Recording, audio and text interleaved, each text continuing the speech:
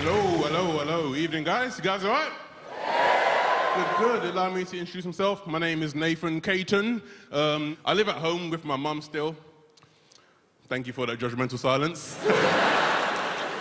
I mean, it's not all bad. There are some good things about living at home. Like, the best thing for me is my neighbour. I've got, like, the best next-door neighbour in the world, right? So an old lady called Mrs. Bishop. Lovely, sweet old lady, but she's overly PC when it comes to race. Like, she's, like, petrified of appearing racist, right? So much so that whenever she talks to me or my family, she never says the word black. Instead, she says urban. Like, she'll say something like, "Oh, Nathan, do you know the little urban kid from number 5? You know, with the big urban hair. Have you seen him, right?" Mrs. Bishop, you don't have to do that, man. That's dumb on so many different levels. I mean, like, firstly, urban is not an adequate replacement for black, right? Urban's a city. Anyone can be urban. 2, the word black, it's not racist. It's a color. I'm not going to get offended over a color. I'm a human being, not a bull. And 3, even if the word black was racist, I still wouldn't be offended if you said it, because you're black too.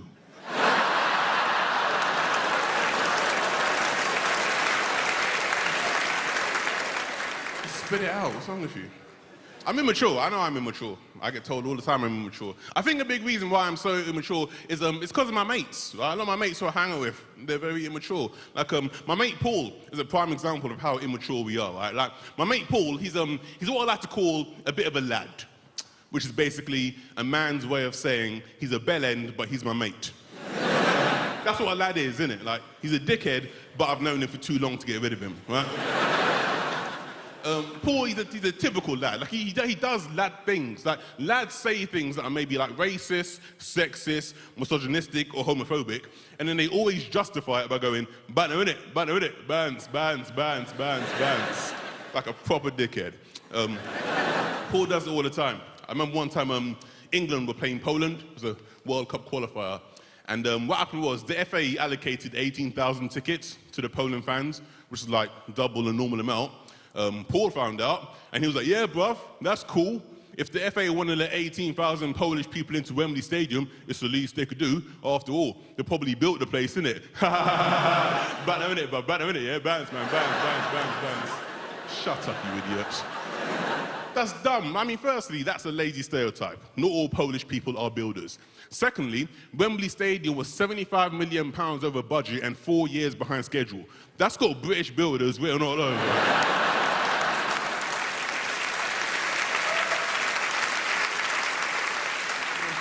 If you're gonna be racist, just be accurate. That's one thing that annoys me more than racism itself. Lazy, sloppy racism, right? Not saying that there's good parts of racism, but lazy, sloppy racism really gets on my nerves, right? I'll give you an example of what I mean. A story which happened during the summer. There's a black football player called Dani Alves, right? He plays for Barcelona. Now, he was playing one game, and during the match, a fan from the crowd chucked a banana at him. Just random, pow, right? But Dani Alves, though, he's quite cool, didn't let it get to him, picked up the banana, ate it, chucked away the skin, right?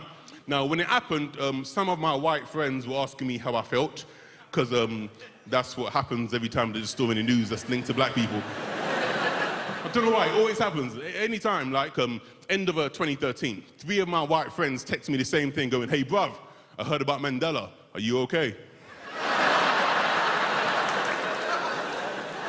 What's off, man? So anyway, sorry, I've gone off point. I was talking about Dani Alves, the black football player who had a banana chucked at him, right? And I said, after it happened, my white friends, not being racist, just casually were asking me how I felt. Now, how I felt was, I was offended, but not for the reason that they thought I'd be offended. Like, I wasn't offended because it was racist. I was offended because of how it was racist, you know? The guy chucked a banana. Really? A banana?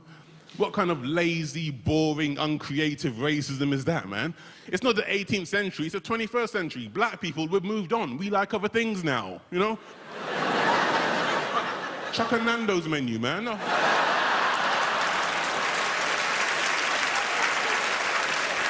banana. That's not racism, that's potassium. I'm not offended by that. Up your game, Belen. What's wrong with you? So, yeah, man. Love sports, man. I'm a massive sports fan. Me and my mates always arguing about sports, always arguing about stuff. Like, we got into one argument, me and one of my mates in particular, we got into an argument start of the year. A former football player, he came out in the news, right, to reveal that he's gay. Now, that's cool. Fair credit to him for coming out, that's all good. However, at the same time, I can't help but think, why is it someone famous revealing that they're gay is still seen as a headline? It shouldn't be a headline to be gay in today's day and age. Like, so what, Like, that shouldn't be a headline. It's like, okay, it's cool, you're gay. What do you want, a cookie? A cock? Not gonna say fuck, go for it, right? No big deal, right? But then the weird thing was, after that player came out, I was talking to a mate of mine who is gay, because that's what happens every time there's a story in the news that's linked to gay people.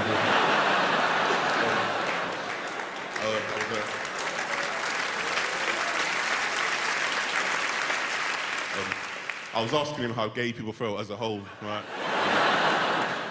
But I was saying, I was like, bruv, I don't get it. Like, why is it a big deal to be gay in today's day and age? Like, it's not a taboo, it's normal, it's accepted, it's cool, right? But then my mate, he was like, no, Nathan, let me stop you there, okay? Yes, I hear what you mean, the world, it's more tolerant, it's more liberal, yeah, I get that. But trust me, if someone famous comes out, it's still a big issue, innit? Because, like, gay people, we're still seen as a minority, It's like you being black, for example. No, it's not. Like, when I was 17, 18 years old, I didn't have to gather my family together.